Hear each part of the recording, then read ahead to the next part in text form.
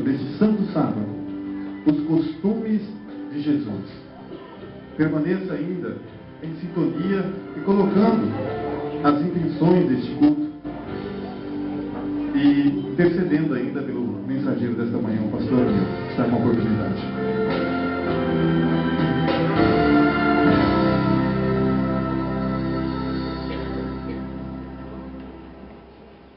Cumprimento os eleitos de Deus na paz do Senhor Jesus. Amém. Vamos abrir as nossas Bíblias, irmãos, no Evangelho segundo São Lucas, capítulo 4, versículo de número 16 até o número 19.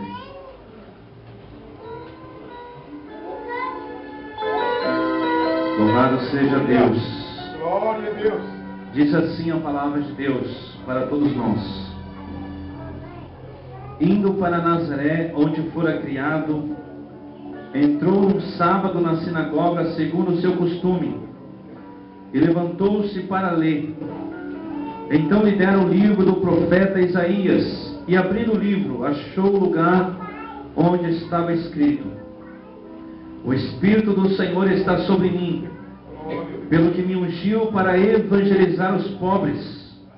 Enviou-me para proclamar libertação aos cativos e restauração da vista aos cegos, para pôr em liberdade os oprimidos e apregoar o ano aceitável do Senhor. Louvado seja Deus. Vamos orar ao Senhor, irmãos, e pedir ao Senhor que Ele me use como instrumento de Deus para falar com a sua igreja, em nome de Jesus. Bendito e eterno Deus, nós te louvamos e te exaltamos por este momento na tua presença. Te agradecemos pela salvação em Cristo Jesus, nosso Senhor. Te agradecemos por essa salvação que é por meio da graça, mediante a fé na pessoa maravilhosa do Senhor Jesus. Estamos aqui, ó Deus, não pelos méritos humanos, mas pelos méritos do Senhor, conquistados na cruz do Calvário há muitos anos atrás. E nós te louvamos por isso, meu Deus. E é por isso que a tua igreja está aqui, ó Deus. Este povo, Senhor, ó Deus, que foi separado, que foi escolhido para ser, ó Deus, um povo santo, para ser sal da terra, para ser luz neste mundo. Este povo, Senhor, ó Deus, que hoje é intitulado dentro da tua palavra de noiva de Cristo, Senhor, precisa ouvir a tua palavra, Senhor. Precisamos ouvir a tua palavra, portanto eu te peço, meu Deus, me ajude a transmitir a tua palavra pelo poder do teu Espírito Santo. Que esta palavra fale aos corações, ó Deus, de cada um dos teus filhos, das tuas filhas aqui nesta manhã. Fale aos visitantes de maneira toda especial para a glória do Senhor. Assim como Jesus, no dia de sábado, entrou na sinagoga, abriu o livro do profeta Isaías, e leu a passagem onde está escrito: O Espírito do Senhor é sobre mim. Que o teu Espírito seja sobre mim, ó Deus, e fale a tua igreja para a glória do teu nome, Jesus. Amém. Amém, Jesus. Louvado seja Deus. Amém. Nós agradecemos ao Senhor Jesus, irmãos, por estarmos aqui nessa manhã, juntamente com a igreja do Senhor. Quero agradecer a Deus por este momento maravilhoso que Ele nos concede. Estamos no culto para juntos adorarmos a Ele. Glória a Deus. Também quero agradecer aos nossos irmãos que estiveram orando, intercedendo a nosso favor, no tempo que nós estivemos ausentes aqui da igreja, devido a gente ter se retirado um pouco de férias. Saímos daqui no dia 8, regressamos no dia 17. Graças a Deus, fomos e voltamos na paz do Senhor Jesus. Glória a Deus. Eu agradeço a oração de cada um dos irmãos ao nosso favor e a favor da igreja também. Também quero agradecer aos irmãos que fizeram uma campanha em prol do encontro de casais. Fizeram uma semana de oração. Eu agradeço a Deus pela sua vida, por você que veio na igreja, por você que orou, seja na igreja ou na sua casa. Você orou, intercedeu. Saiba de uma coisa, que a sua oração foi ouvida para a glória de Deus. Glória a Deus. E neste momento, irmãos, vamos meditar na palavra do Senhor. O tema que tem por tema aqui, os costumes de Jesus. Esse texto de Lucas é um texto muito maravilhoso, onde Jesus ele se encontra na cidade de Nazaré, onde ele foi criado. E antes dele se encontrar e pregar na sinagoga de Nazaré, Jesus, ele cheio do Espírito Santo, ele foi batizado, cheio do Espírito Santo, ele sai de dentro do Rio Jordão. Antes dele sair de dentro do Rio Jordão, a Bíblia diz que quando ele foi batizado, ouviu-se uma voz no céu que dizia: "Esse é o meu Filho amado, em quem tenho muito prazer." Glória a Deus. E viu-se como se uma pomba descendo sobre ele, que era o Espírito Santo vindo sobre a vida de Jesus. Em outras palavras, Deus estava dizendo o seguinte: o grande propósito de Deus de salvar a humanidade, ele mais do que nunca vai estar se realizando através do meu Filho, vai estar se concretizando. E o inimigo de Deus sabia disso. Ele sabia que Jesus, a partir daquele momento, ele sairia na sua grande missão para transmitir a palavra, para pregar o Evangelho, para ensinar a sua verdade para as pessoas. E ele teria que tentar Jesus de alguma forma, para que ele desistisse. Então ele foi para o deserto, e ali Jesus foi tentado durante 40 dias e 40 noites. Todas as suas tentações que ele enfrentou, todas as tentações que nós temos hoje na nossa vida, todo tipo de tentação que você pode imaginar, Jesus passou, mas ele venceu todas. E pela graça de Deus, a Bíblia diz que aquele que está em Cristo, ele é mais do que vencedor também. Glória a Deus. Jesus, ele se encontra a partir do versículo 16 na cidade de Nazaré, aonde foi criado. Ele entra num sábado na sinagoga e, segundo o seu costume, levantou-se para ler. Então lhe deram o livro do profeta Isaías, e abrindo o livro achou o lugar onde estava escrito: "Louvado seja Deus."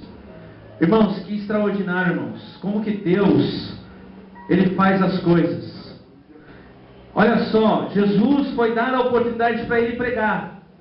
Então para ele o livro do profeta Isaías, e quando ele vai ler, ele abre justamente na parte que está falando dele. Amém. Aleluia. Ou seja, glória a Deus. Coincidência não, irmãos. Era propósito de Deus. Aleluia. Era cumprimento da palavra de Deus, cumprimento das escrituras sagradas. Então Jesus, ele faz a leitura, e ele, no final do versículo 20, ele diz assim, no versículo 20: "Tendo fechado o livro, devolveu ao assistente, sentou-se, todos na sinagoga tinham os olhos fitos nele. Então passou Jesus a dizer-lhes: hoje se cumpriu a escritura que acabais de ouvir." Jesus estava dizendo o seguinte: olha, esta escritura, ela está acontecendo aqui no meio de vocês. Essa palavra está se cumprindo no meio de vocês, porque eu sou o Messias, ele está dizendo. Eu sou o grande Salvador que viria a este mundo. E Jesus, no seu ministério, irmãos, ele desenvolve alguns costumes que eu gostaria de pensar aqui junto com os irmãos, de meditar. Primeiro costume que Jesus desenvolve: assim como Jesus, devemos ter o costume de estar presente nos dias de culto. Jesus, ele está presente aqui na sinagoga. É um dia de culto. É um costume que ele desenvolveu durante o seu ministério. Jesus, antes de iniciar o seu ministério, aos 30 anos de idade, ele trabalhava como carpinteiro. Mas como carpinteiro, durante a semana trabalhando, tinha a sua vida voltada para Deus, e quando chegava nos dias de culto da sinagoga, ele estava presente.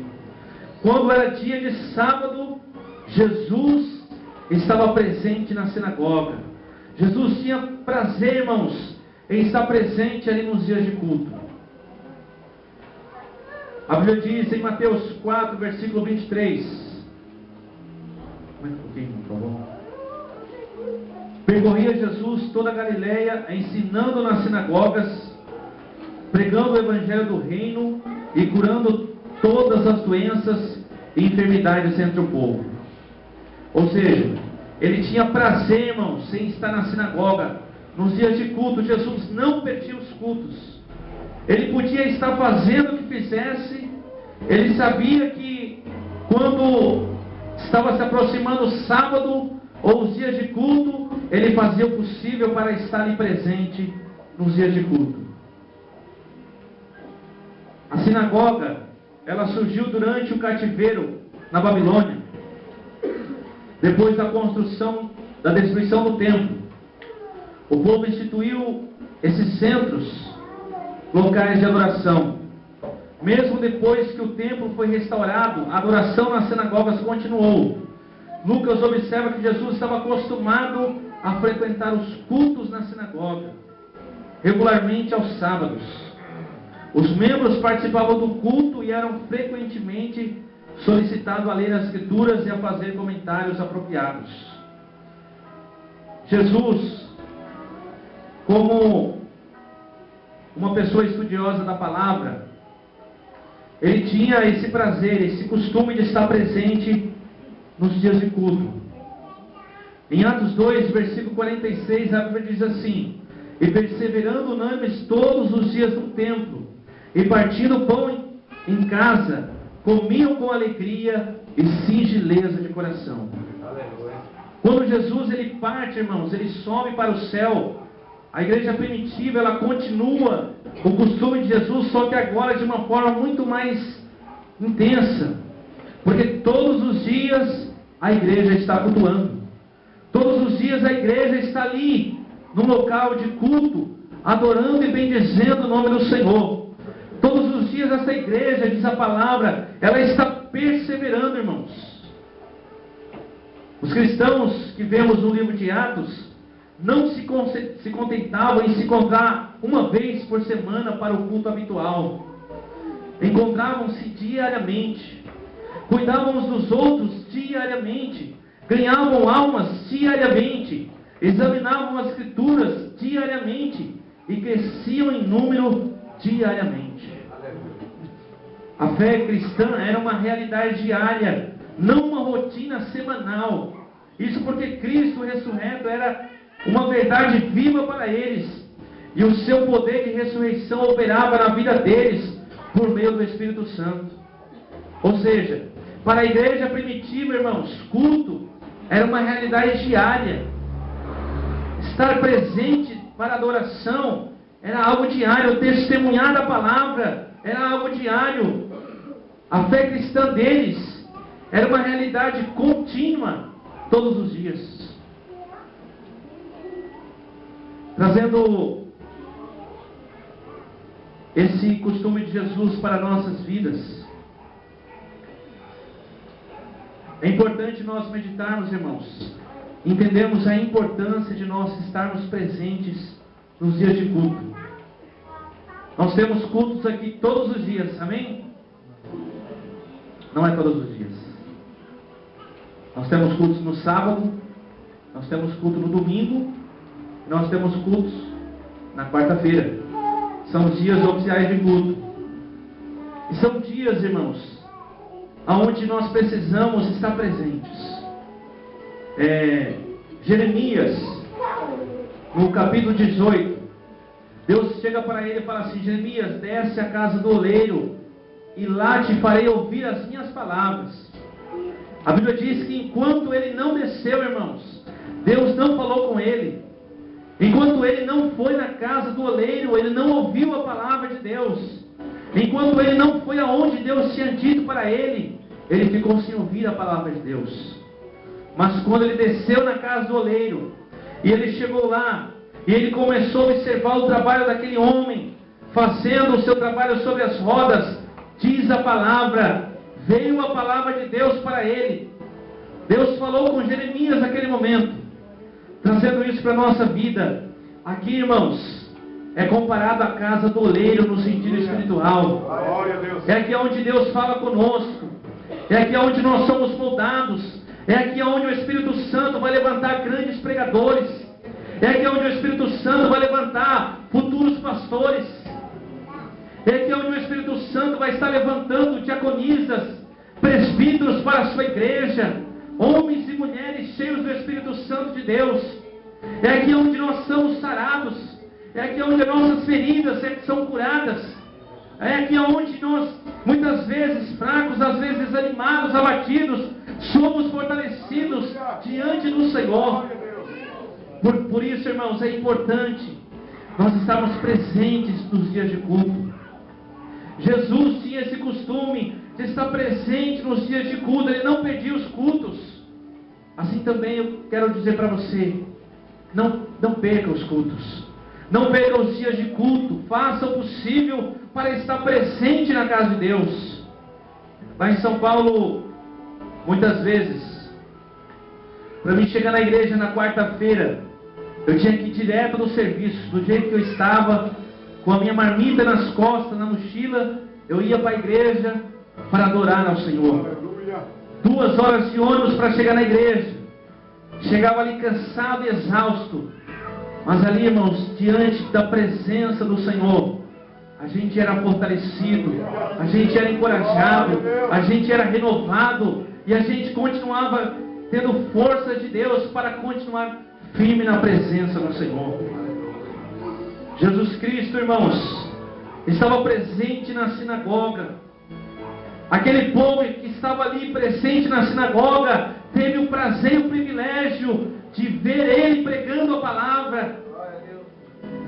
A Bíblia diz: por que nós não devemos perder os cultos? Porque às vezes, quando nós faltamos, nós perdemos bênçãos especiais de Deus para a nossa vida. A Bíblia diz que quando Jesus se manifestou aos discípulos, Tomé não estava presente, Tomé estava ausente. Então, quando ele se manifestou aos seus discípulos, Tomé, por não estar presente, perdeu aquele momento. E diz a palavra de Deus que os seus discípulos já estavam convictos que ele havia ressuscitado dos mortos. Eles tinham recebido aquela bênção de Deus. Eles tinham recebido aquela bênção maravilhosa de ver o Senhor Jesus ressuscitado. Agora Tomé, por não estar presente, perdeu. Aí quando ele chegou, ele falou assim, os discípulos falaram para ele: olha, o Senhor Jesus, ele não está mais morto, ele está vivo. Aleluia. Ele apareceu aqui entre a gente.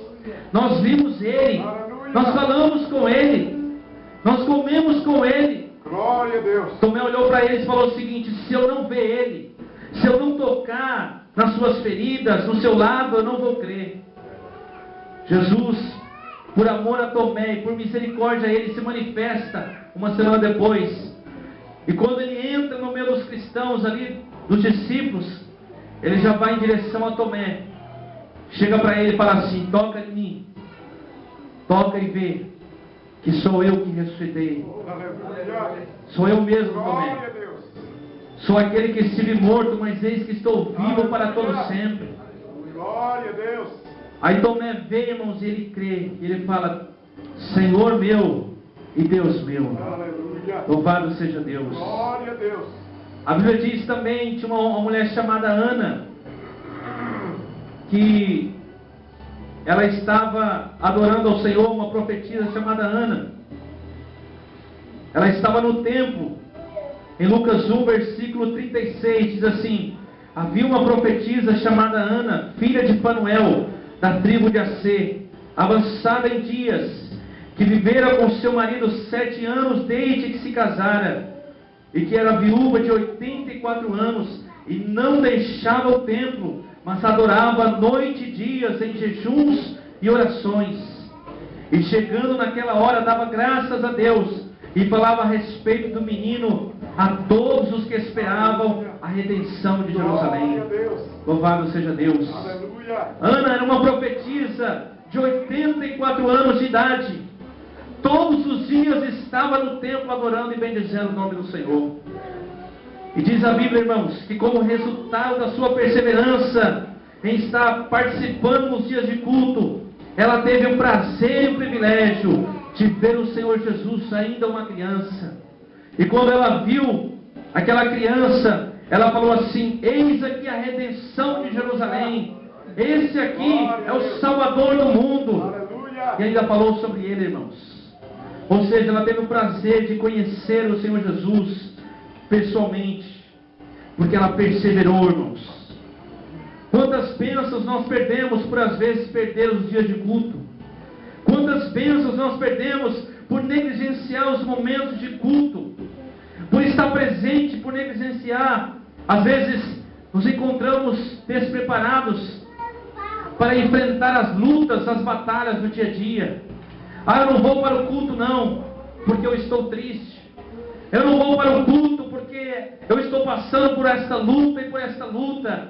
Aí é que nós devemos vir, irmãos. A Bíblia diz, Tiago fala assim: se alguém entre vós está triste, ore. E quantas vezes você na sua casa não tem forças para orar, mas aqui você tem um exército que ora junto com você. Aqui você tem um povo que está orando, que está clamando e pedindo a Deus pela sua vida e pela igreja do Senhor. Portanto, não deixe de participar dos cultos.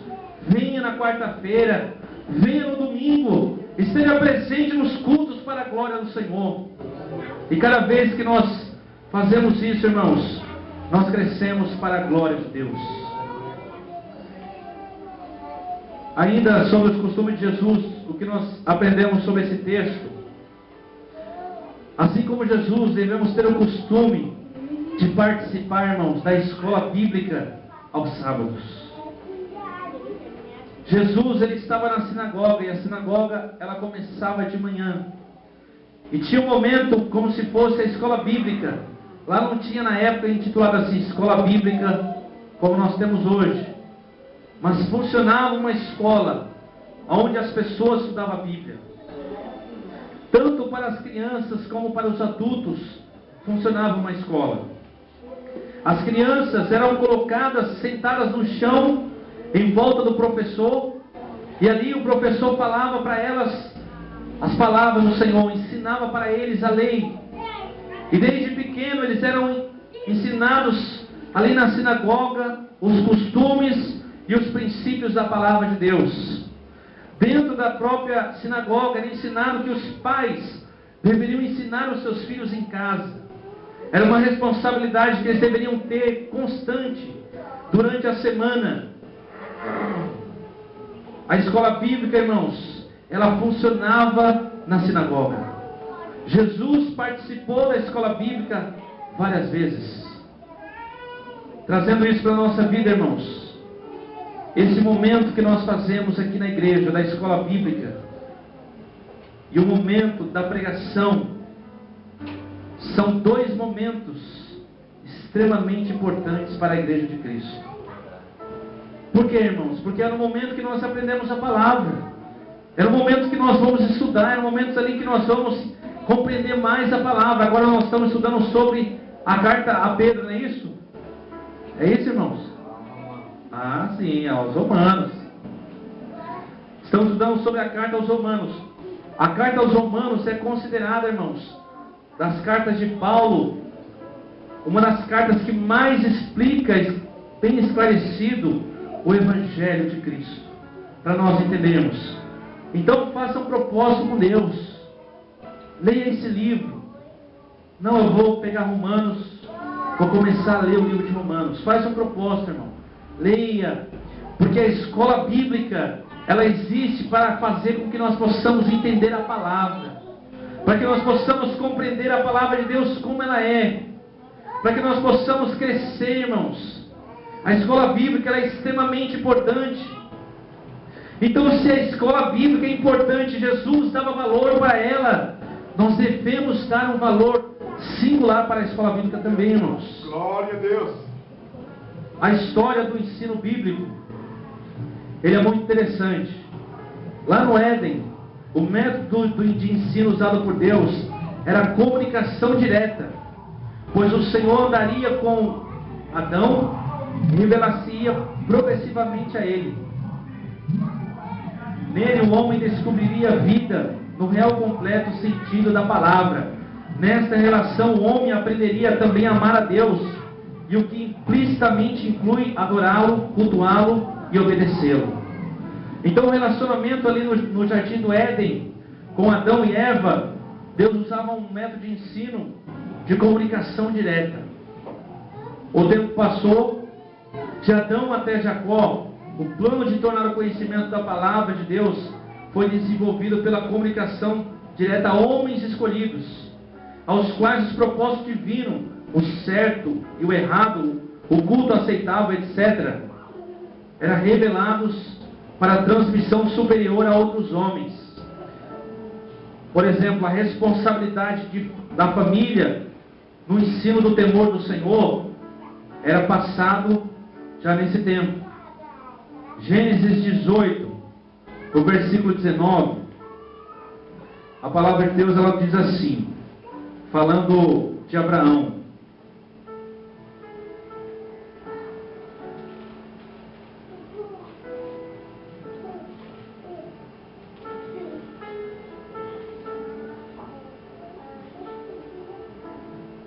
porque eu o escolhi para que ordene a seus filhos e a sua casa depois dele, a fim de que guardem o caminho do Senhor e pratiquem a justiça e o juízo, para que o Senhor faça vir sobre Abraão o que tem falado a seu respeito. Ou seja, Deus estava dizendo o seguinte, que Abraão, ele iria passar para a sua família aquilo que ele aprendeu, aquilo que ele tinha ouvido de Deus. Ele iria ensinar a sua família, todos os seus servos, toda a sua casa, sobre o temor do Senhor. Aí o tempo passou, irmãos. Aí surgiram os reis, os sacerdotes e os profetas. Deus escolheu 12 tribos de Israel. Dentre uma delas, Ele escolheu uma tribo para estar levantando reis, sacerdotes e profetas. Esses reis, sacerdotes e profetas tinham uma missão diante de Deus. Qual era a missão? Era ensinar o povo. Era mostrar para o povo como eles deveriam andar, o que Deus queria deles. E esses profetas faziam isso. Colocavam diante do povo aquilo que a palavra de Deus ensina.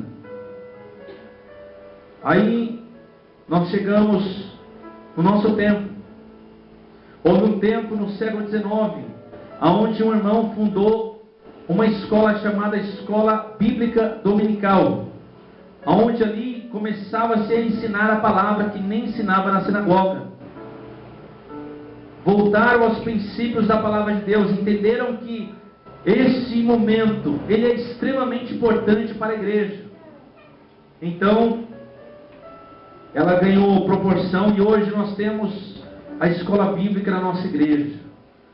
A escola bíblica, irmãos, é um momento extremamente importante, que nós precisamos valorizar mais. Eu pergunto aos irmãos, como que tem sido para você a escola bíblica? Como tem sido na questão de valorização a escola bíblica para você? Como que tem sido a lição? Eu quero dizer aos irmãos o seguinte, aproveite o máximo que você puder, porque na escola bíblica nós temos à nossa mão um material extremamente excelente. Eu estive no escritório geral em São Paulo, agora nessa viagem para lá, e eu fui lá no DEC, onde o pessoal prepara as lições. Eu cheguei lá, os pastores estavam sentados nas suas mesas, rodeados de livros, com certeza tinham orado, tinham buscado ao Senhor, e estavam ali se esforçando para produzir lições que sejam de acordo com a palavra de Deus, para que a igreja de Deus cresça.